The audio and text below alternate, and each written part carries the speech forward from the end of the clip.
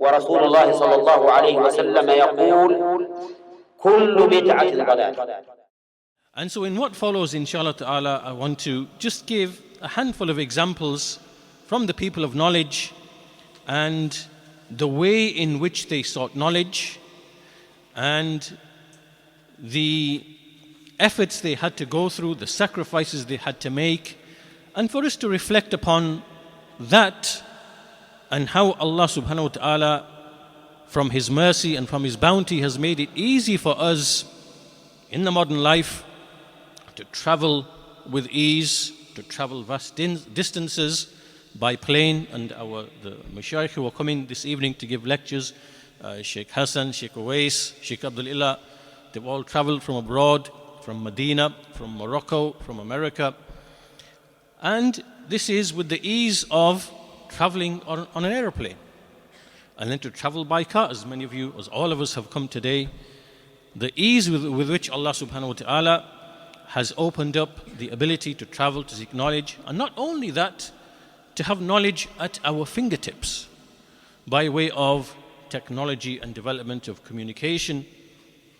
And perhaps in a way, maybe it's the case that because of the ease with which we are able to seek knowledge, that knowledge doesn't have the same value that it would have in the hearts of the scholars, some examples of which we are going to give today, inshallah, so you can see why that knowledge held such a value in their hearts and why we are unable to treat that knowledge with the same value. And this is so that we can recognize our own shortcomings and deficiencies and the fact that we can never be like those great scholars. And this should then encourage us to strive even further and to seek forgiveness and for our shortcomings, and to realize the efforts that we have to make in order to be safe in our religion by gaining knowledge and fiqh, and to be safe from trials, and the necessity of striving despite or alongside the ease with which Allah has made things for us. Travel, to hear knowledge, to record knowledge, and all these other benefits that we have in the modern life, which are from the favors and bounties of Allah subhanahu wa ta'ala. So the first example I want to start with is the example of Abu Hatim al-Razi, rahimahullah ta'ala, from the great scholars of the 3rd century Hijrah. And he mentions that the first year in which I left for knowledge to seek hadith, I spent 7 years, and I enumerated the distance which I walked upon my 2 feet. And that distance was, he said, it was more than 1,000 farsakh. 1,000 farsakh. And 1 farsakh is equal to just over 8 kilometers, about 8.3 kilometers. So that would mean that he walked on his feet 8,300 kilometers, which is around 5,500-6,000 miles. So he says, then after that I abandoned counting. It was too much to count. So he said, وَخَرَجْتُ مِنَ الْبَحْرَيْنِ. So I came from Bahrain. And so the Bahrain in that time is not the Bahrain today. The Bahrain in that time was simply the eastern part of Arabia, known as Al-Ahsa. Right? So he started from there, he came ila Misr mashiyan. So I came from basically one side of the peninsula to the other side, to the western part, to Misr, which today would be Egypt. ثم إلى الرملة. Then he went into what is Palestine, which is near Bayt al-Maqdis, al-Ramla, Mashiyan, ثم إلى دمشق. So from there he then went across up to Syria, Damascus, and then he said, ثم إلى أنطاكيا, which is Antioch. So now he's moving north, up towards the southern part of modern-day Turkey. ثم إلى Tarsus, which is a nearby place in the same region. ثم رجعت إلى حمص. Then I came down to Hims, back down into Syria. ثم منها إلى الرقة. ثم ركبت إلى العراق. So then he then made his way to Iraq. And كل هذا وأنا ابن 20 سنة. And all of this while I am at the age of 20 years. So this is Abu Hatim al-Razi, seeking knowledge, seeking hadith. And like I said to you, the amount of effort you have to put in to acquire something, whether it is knowledge, whether it is wealth, whether it is even friendship, friendships which you acquire, trustworthy friendship over long periods of time, then the more that has value in your heart. And that's why these scholars, as you listen to more of these stories, you can see why that knowledge took root in their hearts and they valued it so greatly. Another example here would be Ibn Kathir, rahimahullah ta'ala, and he's describing about himself whilst he is writing the book Jami'ul Masanid, in which he brings together a hadith and the isnads. So he says, وَلَا زِلْتُ أَكْتُبُ فِيهِ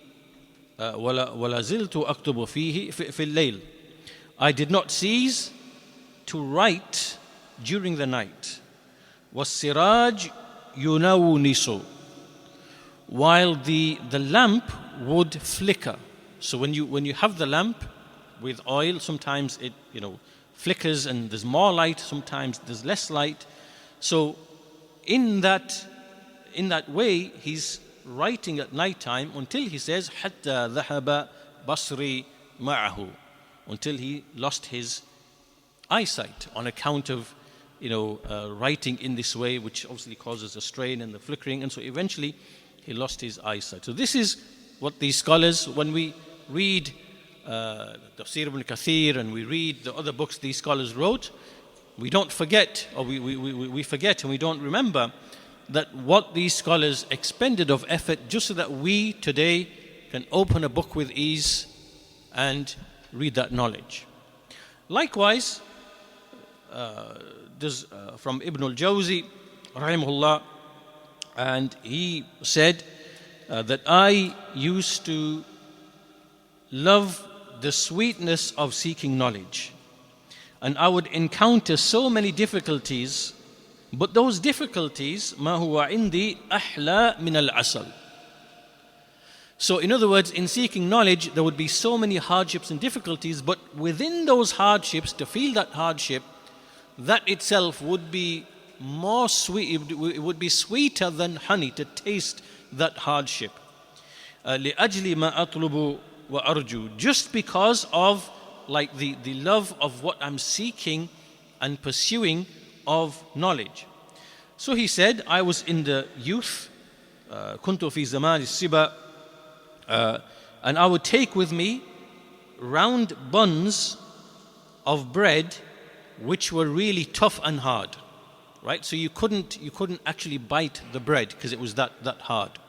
So then I would travel, I would seek knowledge, and I would stop at certain places in a place called Isa, but this is a region in Iraq, south of Baghdad, where there's little villages and and there's like streams and rivers.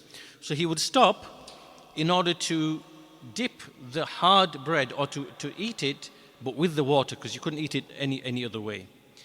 And so he would continue like this, and he would and so this was only in order to pursue knowledge. So basically, there was this sweetness that he would taste would be the taste of knowledge, not the bread. So when he acquired the knowledge, the acquisition of knowledge would be so great and would be so sweet that whatever hardship and the food and whatever, it wouldn't mean anything. Another example is from Imam Ahmad, rahimahullah ta'ala. And Imam Ahmad, he traveled to Yemen. And whilst he was in Yemen, his clothing was stolen. Somebody stole his clothing, his thawbs. And so what he did is that he remained in the house and he closed the door. And when his companions, the associates, they couldn't find where he was, they came to him and they said to him outside the house, what happened? So he told them what happened. So then they offered him some gold, some pieces of gold. And he didn't accept it. Imam Ahmad, he refused to take that money for nothing. So then, what he did was, he took 1 dinar, but only on the basis that he would offer them a service, which would be to write or to inscribe knowledge, or to copy, or to transcribe. And so he took that dinar basically as ujra, meaning as like a rental, as like for his service. He wouldn't take anything for nothing. And so then he wrote books for them, and he wrote, books on that basis. So here, even in seeking knowledge, look at the honor and the dignity of the people of knowledge, in that they are not taking any money, because there are many elements to this, which is sincerity and struggling and striving and having no hadh, having no portion for anything except seeking the face of Allah subhanahu wa ta'ala. And so once again, this is why we see, why were these scholars great scholars? Because this is what they had to go through in order to acquire this knowledge, which then Allah caused them to be remembered because of their sincerity, and that knowledge was transmitted. And that's why today we can gain fiqh in our religion, because of the efforts of these scholars, because of incidents like this. Also, Imam al-Bukhari rahimahullah ta'ala, which is the most authentic book after the book of Allah subhanahu wa ta'ala, and again, we do not have any appreciation of what these scholars went through. So Imam al-Bukhari rahimahullah, he, as mentioned by Al-Khatib al-Baghdadi rahimahullah in his tarjama, in his biography of Imam al-Bukhari, he mentions that, narrating from Umar bin Hafs al-Ashqar, said that the people who were with al-Bukhari, they lost him, they couldn't trace him for a couple of days, because they were all writing hadith together in al-Basra. Then he disappeared. So they couldn't find where's Imam al-Bukhari gone. So they said, فَطَلَبْنَاهُ فَوَجَدْنَاهُ فِي بَيْتٍ وَهُوَ عُرْيَانٌ. So we started looking for him, and eventually we found him in a house, and he was in that house, he was naked with no clothing. And what had happened is that his clothing, worn out, torn to tatters, basically the clothing had gone. He had nothing literally to wear. So they said, فَاجْتَمَعْنَا وَجَمَعْنَا لَهُ الدَّرَاهِمْ. So we gathered together and we brought some money, some dirhams together, until we managed to buy him a thobe, and then we clothed him, and then he came back to us once again writing hadith. So when you read al-Bukhari, then remember that Imam al-Bukhari went through these efforts to the extent that just having one item of clothing expired, worn, finished, could no longer be worn again, and he kept himself in the house because of that reason. He couldn't come out for that reason, until his companions had to come and buy him a thobe. And even he didn't come out and he didn't start asking for help and start begging and saying this and that, whatever. In dignity and honor, he remained in his house until his companions found it strange, and then they came to find him and then asked him what's happened. And then, this is Allah Azza wa Jal bringing help and assistance to Imam al-Bukhari without him losing his dignity and honor, maintaining his dignity and honor. And until even more than that, Imam al-Bukhari rahimahullah, he even had to eat from the grass from the ground. as we see, he would have no food with him to eat, and he would say himself, as he mentions about himself, as is mentioned in Siyar A'lam an-Nubala, he says, خرجت إلى آدم ibn Abi Iyas fi Asqalan. So he went to Asqalan, place called Asqalan, which is in Palestine. So he said, فَتَخَلَّفَتْ عَنِّي نَفَقَتِي حَتَّى جَعَلْتُ أَتَنَاوَلُ حَشِيشَ الْأَرْضِ. All of what I wanted to spend had expired. And so then I had to start eating from the growth, the herbage from the earth. And I would not tell anybody this. So he did not tell anybody, he did not complain to anybody. And this is how he would feed himself. فَلَمَّا كَانَ الْيَوْمُ الثَّالِث أَتَانِي آتٍ لَمْ أَعْرِفُهُ فَنَاوَلَنِي دُرَّةَ دَنَانِيرٍ وَقَالَ أَنْفِقْ عَلَى نَفْسِكَ. So on the third day of eating from the grass and from the herbage from the ground, someone came to me and I did not know who it was. And he gave to me a bag, a container of dinars. And he said, spend this upon yourself.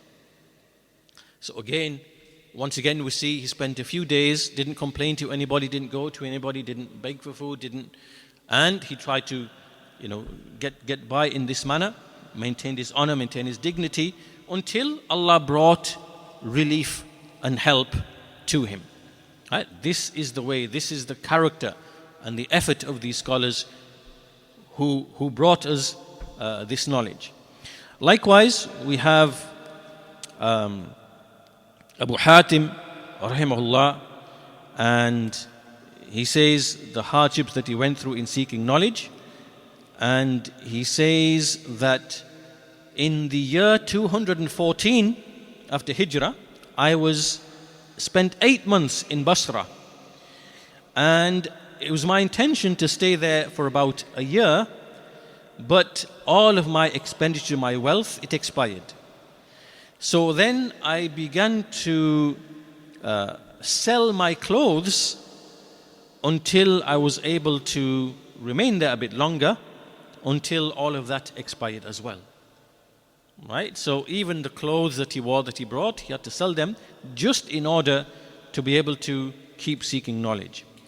And then also he says that I had a friend with me who's on the journey, and we would go to the mashayikh and we would listen to the hadith until the evening. And then my friend would leave and I would go to my house or where he was staying, and all I had was to drink water, no food. And then in the morning my companion would come, then we would go again to seek knowledge, and I would remain with him listening to hadith upon this great hunger without any food. And then I would return back hungry.